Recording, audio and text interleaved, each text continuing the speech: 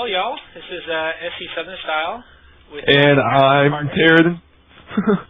Go ahead. Yeah, and I'm Terradon. We're going to be bringing you guys a 1v1 from the CSL. This is our second matchup against the University of Louisiana Lafayette. So this first matchup will be Nakota against Nico, and I've got their stats up right now. As you guys know, Nakota is our coach, our fearless coach, and our Masters League player. And his opponent, Nico, is a platinum level player. So we'll see how this goes.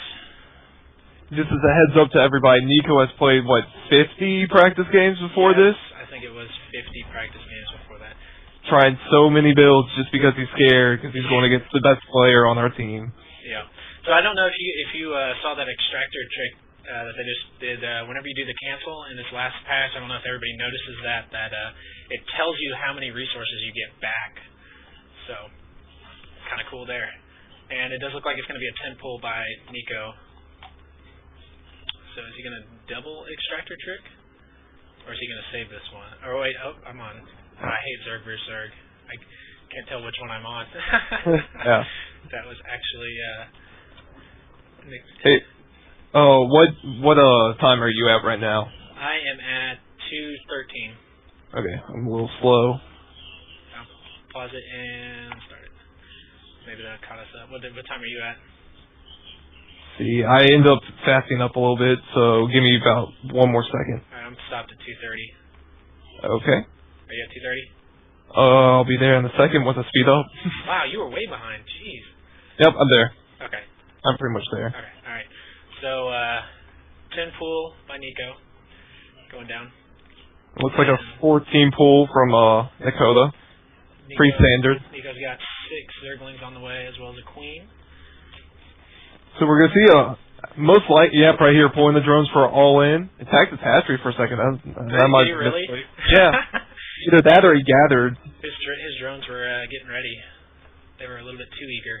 So Nakota actually not going to see this because the Overlord is not going to be there in time to spot this. So he actually does not know that this is about to come into his base. He's got 2 more Zerglings. Nico does building right now. Keeping a couple of drones back to keep gathering resources, which is pretty good, but if this doesn't work, it's gonna be game. He either has to do a lot of damage with this and just like put Nakota back so far, or I mean, it does look like a spine crawler going down in Nakota's base from Nico, but Nakota does have his own spine crawler down. The queen is now out, so. And just know there is a roach warren going in the back. Ah, there is, yes. So if he can tech up 2 roaches, he will definitely have this. So the spine crawler is about 75% done, and oh wow, look at that! Look at that surround there. Just very nice. Beautiful surround. And that queen is. Those drones do like no damage to that queen. So Nakota definitely taking that very handily. And now it's what, 6 Zerglings against this 1 spine crawler. 2 more Zerglings do make it up. So looks like Nakota's gonna try and move his spine crawler to be within range. Speed is almost done though for Nico's. Yeah, that would be a huge advantage. Is the spine crawler gonna? It does get down. So he's gonna try and punch away. This is like a spine crawler boxing match. I've never seen this before.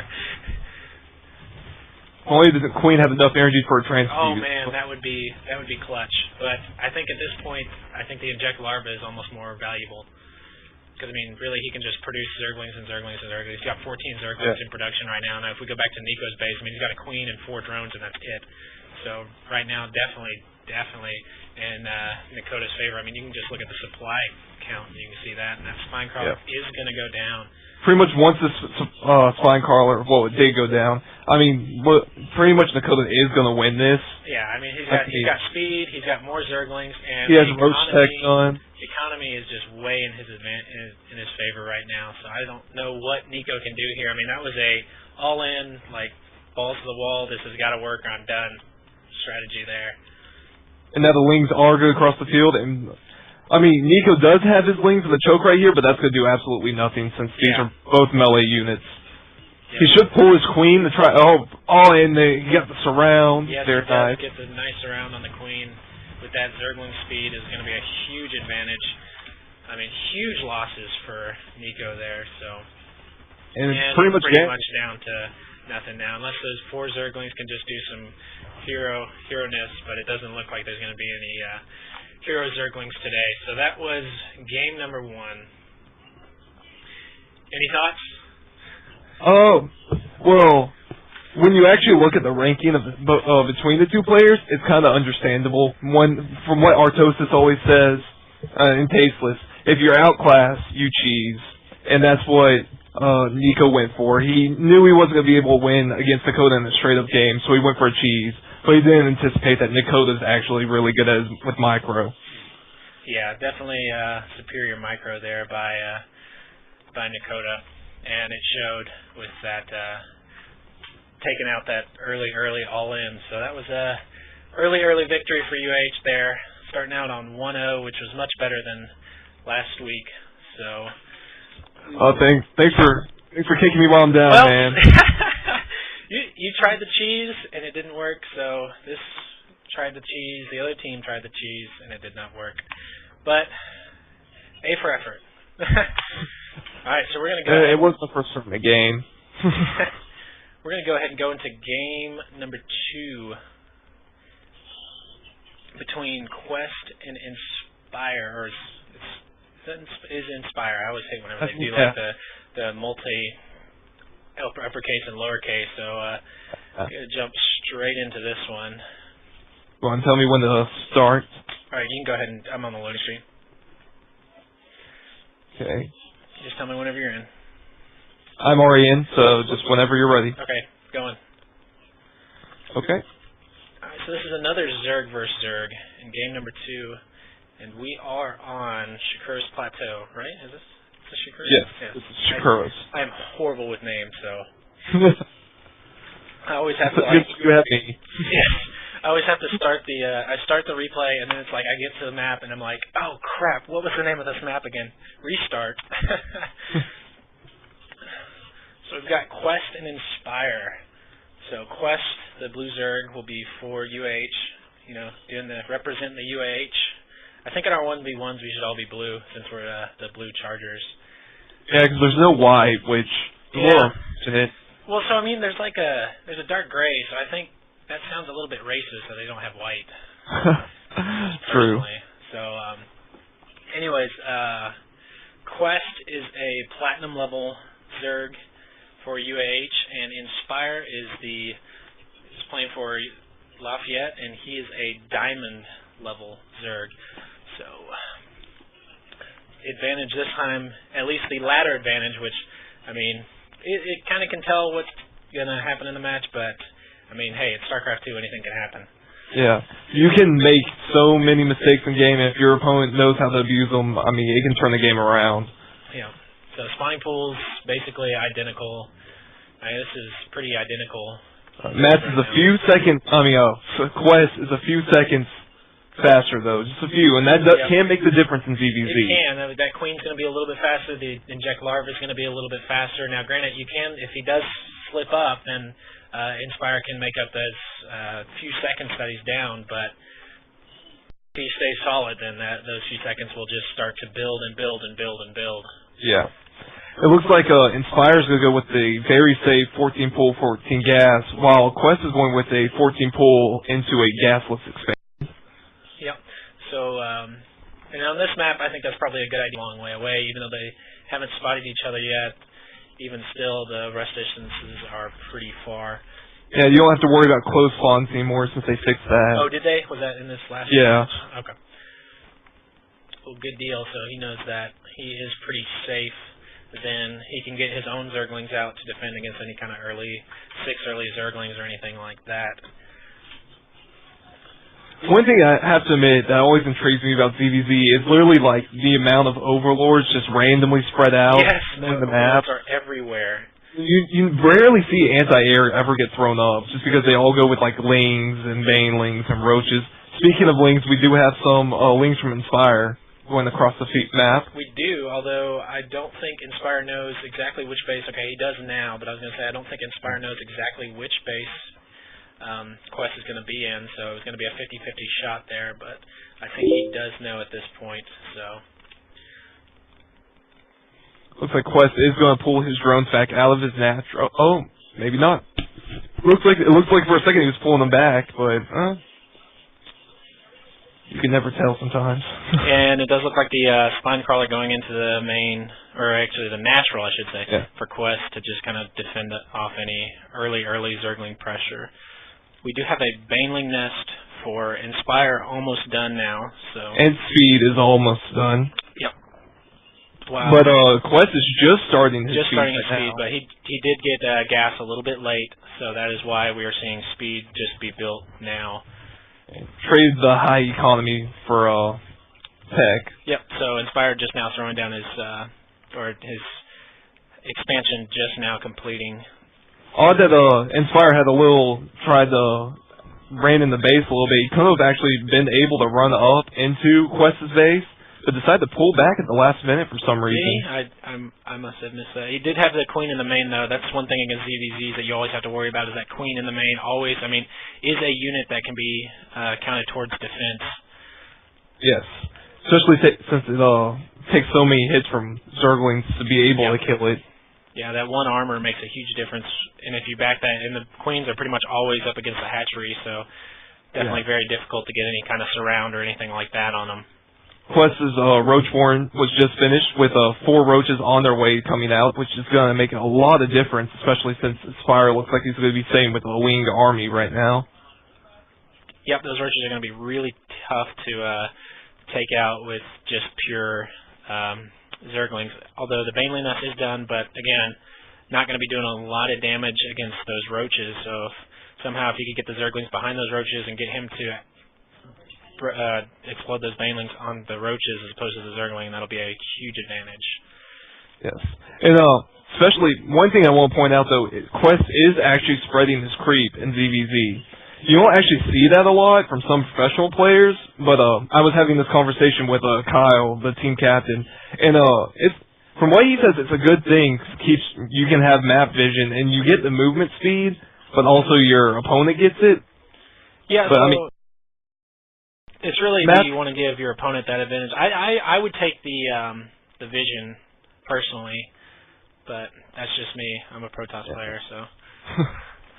Well, I've messed with everything, and usually in ZVZ I don't do my creep, but then again I've never been that good at spreading creep, so. Yeah, I usually have that one creep tumor that I'll use the whole time. If it dies, I usually just give up on spreading creep. Yeah, it's a tough thing to keep up. It's a whole nother, you gotta inject your larva, you gotta use your larva, you gotta spread your creep. Zerg is just way too much for me. Just let me do my warp ends. That's all I want to do. As playing as Terran, all I do is hotkey my building all in one thing. I sit there and just spam A, get a lot of Marines out. There you go. 4 racks with all reactors, just mash the A button, that's all you need to do. Well, I usually have one that has Tech Lab just so I can get stim and combat shields. Those stims it's fun to watch. Yeah. So it does look like we do have roaches for Inspire. He is working on the Zerg melee or missile attack level 1. We do have a Spire for Quest on the way, so not really going to have an answer for that out of Inspire. His lair is now just finishing, so we'll see if he's going to throw down a Spire as well. I really like that Quest is going Spire. You don't see it enough in ZVZ, and not a lot of them actually get anti-air. Now, Inspire does have Evo Chamber up, so he can throw down a bunch of Spore crawlers, but he has to see this. He won't see this coming, I should say, until Quest decides to attack something. So I have to say that was a very good play by Quest getting that queen out to take out that scouting overlord that did supply block Inspire for just a few seconds, giving him just another timing advantage so he can't use any more larvae. Now, he did produce a lot of overlords to counteract that, but he was supply blocked there for just a bit. And it does look like he's going pretty heavy roach build right now, while Quest has 7 Mutalisks on the way. Yes, and especially since, it's just great that he's the placement of the Spire, because if Inspire tries to scout out, he won't be able to move in fast enough. The Queens will be able to react and take out the Overlord, unless he gets Overlord speed or something. Yeah. And looks like the Mulists are deciding to move out now. And we'll have to see if they do, how much damage they do, and how Inspire reacts. Apparently, he must have seen it because he I was threw just about down. to say that he did just throw down one spore crawler in each of those expansions. He does have a third expansion now up. Let's see if he can get that spore crawler down before. It does look like he's going to get some free hits on that spore crawler before it gets completed. So that's going to be a huge advantage. Even though he is down on the army count, he does have the Mutalists out to do harassment. And he does have the Overlord to spot the creep tumors, so he is taking out creep tumors right now. And it does look like he's going to try and push up into the natural of Quest here. And it looks like instead of bringing his Mulist back, it looks like Quest is going to go for a lot of damage, taking out this group of Overlords right here that are just kind of sitting there. So we do have the big engagement here in the natural. The 3 spine crawlers, actually 2 spine crawlers getting in on it right now, doing a whole lot of damage, just sitting there just punching away at stuff. And those 3 Mutalists, while Inspire does have higher roach numbers, doing a lot of damage just because, nothing can hit them, but the roach numbers are very, very high right now. He does have 10 Lings and 8 Mutalists on the way, so he did pull the Mutalists back from Inspire's base to come back and help. So it does look like he's going to be able to clean this up. He does lose his natural mineral line. All the drones there go out. He probably should have pushed up into the main to try and get some kind of damage up there instead of pulling these back. These roaches are just going to die to these Mutalists. These Mutalists are so much faster. Yeah, he should have spent the time trying to kill off as much of the colony as he could, taking the drones out down there, then try to go up into the main and do some damage. I don't agree with it, but he's going to lose these units anyway. He might as well have gotten a little bit more out of them. So definitely throwing up a lot more spore crawlers here. We got 4 spore crawlers at the natural, and we've got 3 up in the main. He does have his own spire now done, but it looks like Quest is doing some pretty heavy Overlord sniping here. Yeah, supply blocking Inspire, especially since Quest has that fine number now of Mutalists that it's just like, you got anti-air, but I got a lot of Mutalists. I'm just going to take them out really quick, and I'm not going to take that much damage. Yeah, so it does look like Inspire's going for a counterattack here. He realizes that he is going to lose a lot in his main as those Mutalist numbers, like you said, are in such a huge amount now that it's really like, okay, you've got spore crawlers, big deal. I'm just gonna sit there and whack them apart. So now, one thing Quest is laying the queen right here, just kind of go at. Yeah, so I think what he's trying to do here is he wants to, if he can get that lair down, that's going to be a huge disadvantage. Look how quickly he cleans that queen up. So, but at the same time, he did have Zerglings in his main, took care of those. Does have a few roaches at his natural, but Quest right now is just cleaning up the buildings in Inspire's main, which is going to set him back real far. So spawning pool going down. Now he's not going to be able to build anything past. He's not even going to be able to get Roach Warren or anything. Just want to say there is 5 infestors coming out. Are there? Did he? He did get the infestors. So if he can place the fungal growths good enough, he might be able to at least damage the Mutalists a lot. That's if he can hit them, though. Yeah, so the 4 roaches that he had left are now getting cleaned up by the 5 Mutalists that are in Quest base. I feel like probably should have pulled those back because so basically all he's got right now, if we go to the Units tab, he's got 4 Infestors and 5 Zerglings. Scratch that, 5 Infestors and 5 Zerglings.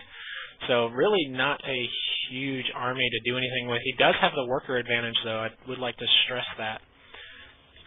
But he does have to throw his spawning pool back down if he wants to get any kind of lair tech or anything like that. Which he just threw down. Yep. So that was definitely very good play by Quest, knocking that lair apart and getting the spawning pool. I think he knew that if he did that, he'd essentially cripple the tech of Inspire for the rest of the game. He'd set him back, 8-9 minutes. Yeah. And I think that's why you see he's throwing down the macro hatch in his main, re-getting his expansion out. Just really taking his advantage here. He doesn't have to push the win. He doesn't have to get really aggressive and get in a tough spot where a fungal growth may take out all of all of those mutalisks, that's not what he wants at this point, because, I mean, that could be real deadly. Yeah, it looks like Quest is to clean up the rest of the tech that was up in the main. Fungal growths are going off on the mutas over here. Yeah, it does look like he's going to get about 5 mutas there. About 6 or 7 of them make it out safe. He's got 5 more over at the old 3rd expansion, so didn't do quite as much damage with those fungals. Quest doing a good job of getting out of there before too much damage was dealt. Now, I do like what Quest is doing. Instead of just trying to make a lot of units and ending this now, he's taking this opportunity to get ahead even more by building another his natural back, building a macro hatch, and I would not be surprised to see him take a 3rd up here. Yeah, so I mean, if you're ahead and you know that you're ahead and you know that you're ahead in tech and you can get ahead in income, I mean, you don't have to push the victory. You can keep macroing up, get a better army, and just overwhelm them. So Quest has definitely taken the supply advantage. He is getting ahead now, and he is now ahead in the worker count as I think Inspire was focusing completely on getting that spawning pool back up and getting a queen out, and now he's going back up to lair. It looks like he's going to try and tech up off of just one base, which I feel is probably a bad situation for him. I think he really just needed to drone up and get some kind of economy back up. Yes, I agree with you. And also, if a little bit earlier, Inspire tried to go up and retake his main, but was denied by the Mulus out. But it looks like Inspire's going to make a push with his Infestors and Roaches. Yeah, so I think right now Quest probably, I mean, Lings would be a good choice right now just because there's so many. He can get those Infestors, he can take those out pretty easily, let the Mutalisks handle the Roaches and the Zerglings, and let your Lings handle the Infestors.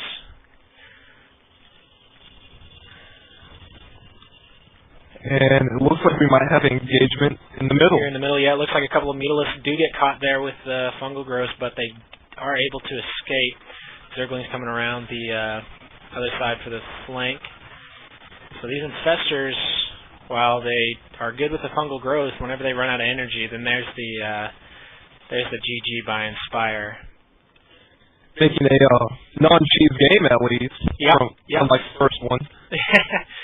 So that was I definitely enjoyed that game. Quest played that very, very well, taking out the lair and the spawning pool, setting Inspire back so far. I mean, if you look at the supply counts right now, it's 36 to 108. I mean, just huge advantage. Now, I mean, there were equal mistakes on both parts, but Quest did the good thing of taking those opportunities, the mistakes that Inspire made, and using them to better himself. And he literally, just for the whole game, just got farther and farther ahead. Yeah. And Inspire just couldn't keep it up. He couldn't make anything work. Yep. So he put some pressure on, but he didn't do any kind of extreme all-ins where he may get overexert himself or get overextended and end up losing his army. So definitely good conservative play, and I think that's what eventually won the game out, was just good conservative play. So if anybody's keeping track, that is now 2-0 in favor of UAH. That is 2-0. We will be going into the 2v2 game now with Yoshi and Space Marine. And I do not know the name of this map. I'm currently in it, and I don't know any of the 2v2 map names. So. Alright, well, I've got it right here. Is wow, how do you... It's got a bunch of... Kydarian Ravine? Is that it? Kydarian Depths, I think. Depths, okay. So, yeah, I'm math major. I don't speak good English. MCS, I'm not much better. Alright, so I am in the game if you are... I am ready when you are. Okay, if you want to go ahead and start it, we can 3, 2, 1, and start. Alright, so this will be Sushi Chopper, the Red Protoss, I love that name, and Picard, wow, throw back to Star Trek, and the Purple Terran for the Louisiana Lafayette, and Space Samurai, the Green Zerg, and Yoshi, the Blue Protoss for UAH. And I do have their stats up right now. Sushi Chopper is, now this is their 1v1 stats. I don't have their 2's stats. He is gold in 1v1 as Protoss, and Picard is silver as Terran in 1v1. While, let me click over, I do not have the stats on Yoshi and Space Marine, but I do know that they are a 2's Diamond team. So. Yoshi and Space Marine are both also Diamond 1v1s. Okay. I do remember that from checking them out. Alright. Good deal. So definitely ranking advantage, which again doesn't necessarily mean anything. As you saw in the last match, Platinum beat Diamond, so Rock does not always beat Scissors. So we do have a... Another expression within Rock that always loses the paper. Yeah, true. There are many arguments about why Rock beats paper. So. Maybe paper beats Rock. Yes, the other way around, whatever. Yes, Rock should beat paper. This match was pretty weird with the goal in the middle between both the veins. Yeah, so there's another, which one is it, the lava one, that's very similar to this. Your spawns with the ramps together, but there's an expansion, there's a natural expansion at each side. I prefer that one over the destructible debris gold in the back. Oh, it does look we have a little probe boxing going on, and he does not get the SCV snipe on the barracks. Gets it down to 5 hit points. One more little spark, and that would have ended that. That would have put that SCV on retirement early.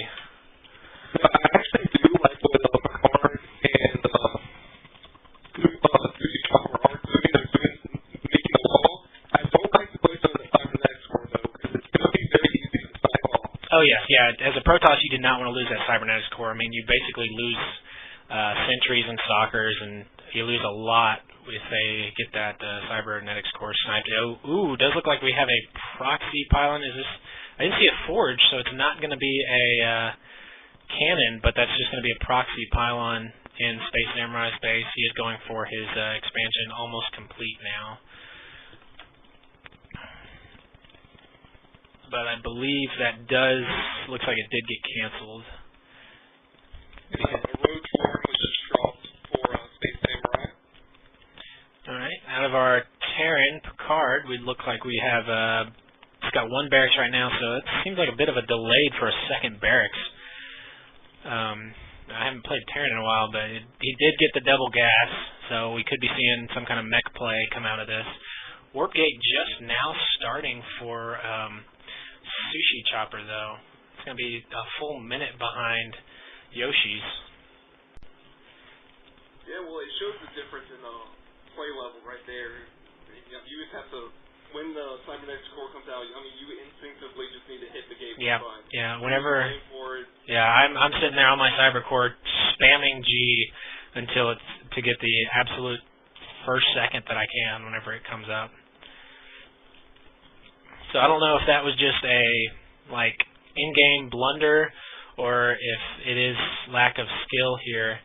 I mean, this is a tournament, and I mean the kind of pressure is on and tension is high. So I mean that could have just been a, oh my gosh, I totally forgot about that kind of moment.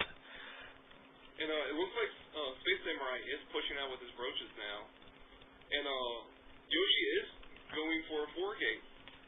Okay, he does have the forward pylon now going down at that middle ground watchtower, which on this map is a really good spot to have that. And it does look like Space Samurai and Yoshi do have complete control of those two watchtowers, so they'll know if any kind of trickery comes out the sides. Now, if you look in the about the 12 o'clock position, Sushi Chopper does have a pylon that has a warp field up on the high ground, but I don't know if he'll be able to see that at all. So he would need something to come up there and spot for him. yeah. So Warp Gate does just now finish, but I mean this is a lot of units for them to have to take on. I mean a lot of Marines. Tech Lab just now getting done. First tank is out on the high ground, so he's going to be able to. Looks like he's going to be able to get. He needs to get back up onto that ramp so that they can't see him and utilize that new sight range. But That didn't last long. yeah, definitely didn't happen there. So a couple of. This is pretty quick for a 2v2 game. It is. So it was early pressure. I think Picard and Sushi Chopper, we're definitely looking at least Picard looked like he was going for a little bit later game. Sushi Chopper also going for a 4-gate, but one of those gates is now shut down. And Space Samurai going straight for the mineral line, going to be doing some income damage there, and is basically going to get away with that without any kind of counter or anything like that. And there is the GG from Picard. That was, again, really quick for a 2v2. Yes, it was, and yeah, just put a whole lot of early pressure on. I mean, the 4-gate, definitely really hard to fend off, especially if you've got one player who is not building any kind of, I mean, all they have is a handful of Marines, and trying to tech up, and you get hit with a 4-gate, as well as a really fast roach play. I mean, there were just tons of roaches out there. And that was going to. We all know roaches beat Marines. Yeah. Yeah. I mean, a roach has 145 hit points to the Marines' 45 hit points, and they deal what, 3 times the damage almost. Yeah, and they also have armor, which reduces the damage done by Marines. So yeah, definitely well played there by Yoshi and Space Marine, putting on the early pressure and just getting the quick, easy win for UAH. So. Now that does end the series, so 3-0 victory for UAH. But for the 4th game, they decided to go on and play it. So we've got a little treat for you guys. We are going to go ahead and do Game 4 as well, just because we love StarCraft and we love casting. So going to go into game number 4, which is just for fun. So I am in-game, ready when you are. All right, I'm on the loading screen right now. This will be between Spectre and Courier. And I am just now starting, so going ready. And so we've got Spectre representing the blue, UH Blue Chargers. And he is a diamond level Protoss player, while Courier, his Protoss opponent for Louisiana Lafayette, is a gold level Protoss player. So we will see if ranking wins out in this one or not. Well, I personally know Spectre. I've played with him a lot. And before the game, I was nagging him about last week's game when he lost, and I kept on, I mean, he was even set up for a 4-gate. I told him the 3 and 5 gates, just do it. Win victory, you know, it would be cool. So I have a feeling he might do it because I've nagged him so much to do it. All right, so we will see if that does in fact happen. So he did not produce his 10th probe. Is that part of the Korean 5-gate? I'm not. Yes. Okay. You go for very fast. Okay. Gateway. So this is going to be a Korean 5-gate. Gotcha. So that was a 9-gate for those of you who were keeping track at home. Yeah. For the basis of the Korean 5-gate, you stop probe production at 9, then you throw out your gateway, then you start again, and then about like 13, you throw up your assimilator, and you only get the 50 gas you need for the gateway, and then you can pull all your probes out and just do straight minerals. You mean for the warp gate? Yeah. Yeah. Yeah. I understood you. I'm sure everybody else did too, because we are all StarCraft 2 nerds together.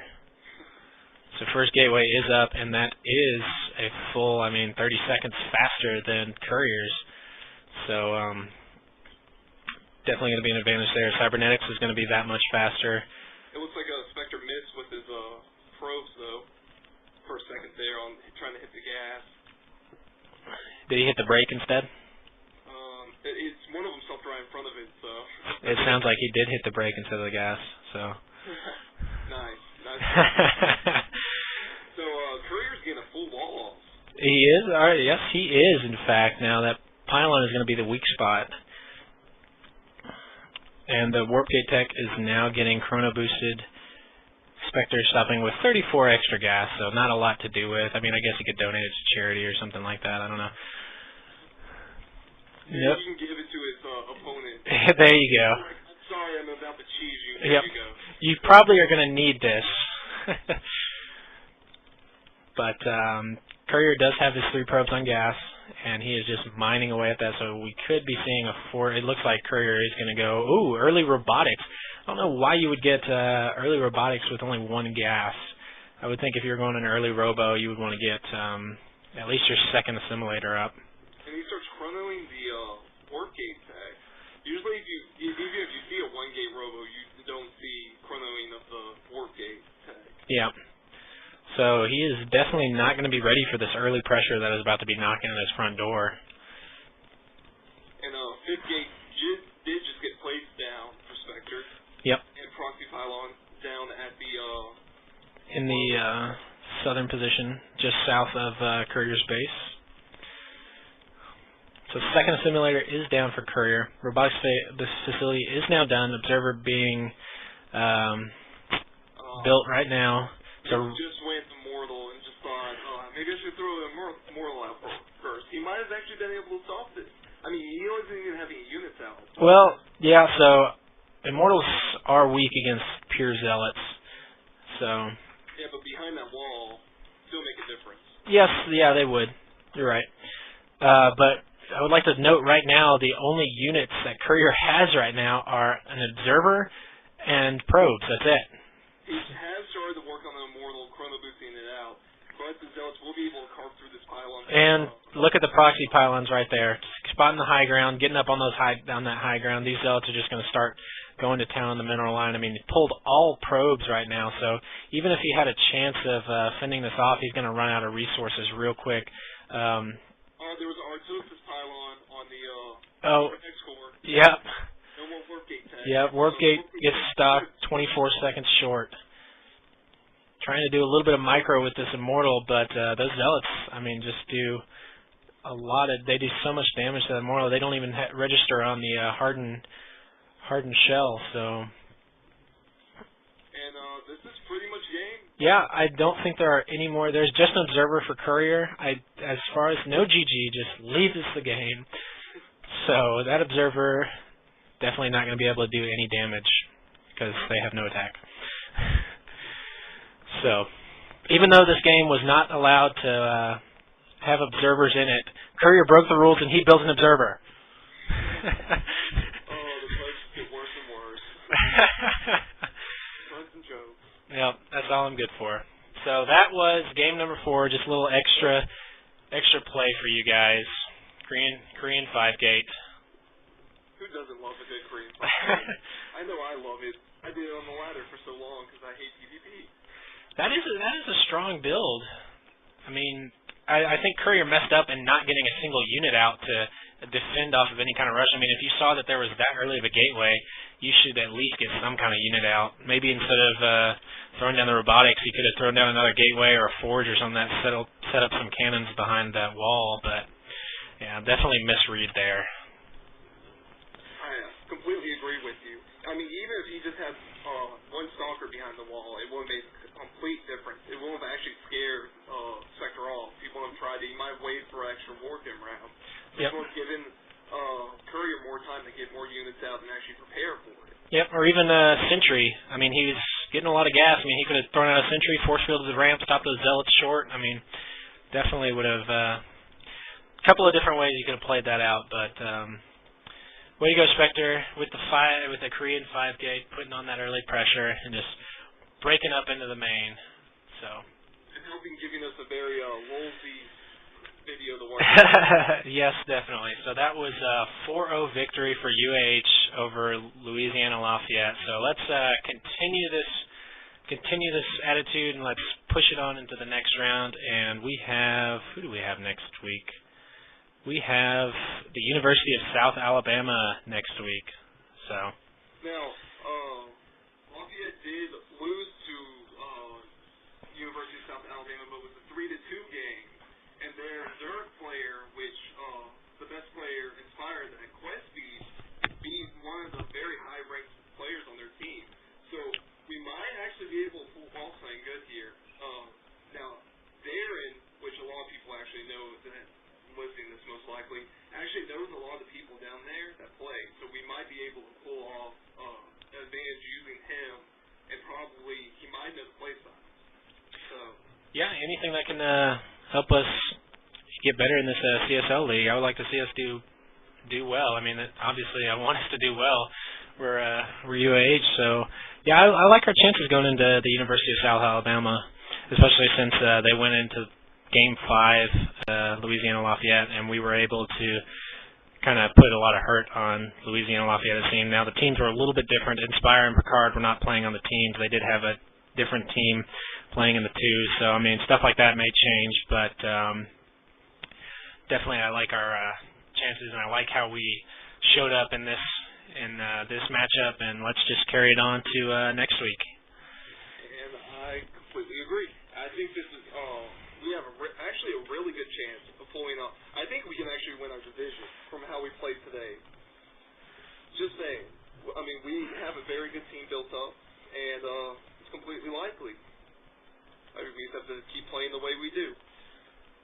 Yep. So I think if we just keep practicing and keep a positive attitude, I mean, I think we can do some really great things.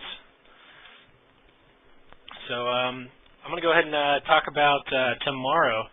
For those of you still on the stream, we're going to talk about what's going to happen tomorrow. It is the trial number 2 for the round of 16, and it will be online, so we don't have to worry about everybody getting on the same network or anything like that, and you can play from your comfy computer chairs. And I actually play from my couch. Nice. I play while watching Comedy Central. I play in a very uncomfortable computer chair, so I cannot sit in it for multiple hours. That's my way of making sure that I don't play on the computer too much. But anyways, Terradin and I will be bringing you that match or those matches on the live stream. As far as how the format is going to go, haven't quite ironed it out yet. Kind of either looking at everybody kind of playing at the same time and jumping into games that could be potentially good, or we may set up some kind of schedule just kind of on the fly if everybody's personal schedule works out with that, just so that we can cast as many games on the live stream as possible. So open to anybody's feedback before tomorrow if anybody wants to say, hey, yeah, I'd like to see as many matches as I want, or if I'm going to have to leave early, or I just want to get my matches over and done with. So we will start casting. Do you know what time we're going to start casting? I think it was around 6. Okay. So about 6 o'clock. So, should be testing the stream a little bit earlier than that? Yep. And, we're going to need, of course, we'll always need y'all's help to help testing out the stream. Thanks to Matt Young, who actually texted me during this and told me that my mic was messing up. I don't know if it's working better now. I'm actually borrowing a new mic from my friend Sully. So, been trying this out. Yep.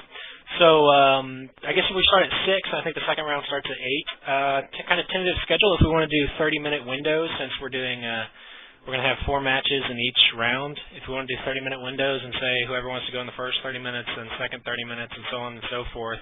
And if the first games before that go a little long, then you guys can just go ahead and get started, and we'll jump in game 2 or something like that. Yep. I mean, and always, if y'all would be fine with it, they could just send us the replays and we can cast them later on in the night. I mean, it's a Friday night. I mean, I haven't made plans already. Most of my friends are going to be out of town, if anything. Yeah, so I will be there to cast the whole thing, just because Big Spring Jam is way too expensive this year. And there's not that many great bands. I mean, I've looked at the lineup. I mean, it's not impressive. But yeah, should be some good games throughout for the tournament. I have to admit, I've actually looked at the lineup. The one game I'm really looking forward to is Six-Pool versus Spectre. Two good friends of mine that play really well. So I'm pretty sure we're going to end up casting that game. I'm just going to go and say that. Okay. Yeah, I'm up to cast whatever. You just put a game in front of me and I'll start talking. So I mean that's that's what I'll do. And yeah. So tomorrow 6. Like you said, yep. At least 15 times now. Yep. 6 p.m. 6 p.m. 6 p.m. 6 p.m. Central Time. Don't forget that. All right. Well, I think that is it for me. And way to go, UAH 4-0. Woo! Yeah. Redeeming us from last week. Yep. If you mean me. Well, way to go, everybody. Good job for those who played tonight, and keep the intensity and the attitude going. And we'll see y'all tomorrow. All right.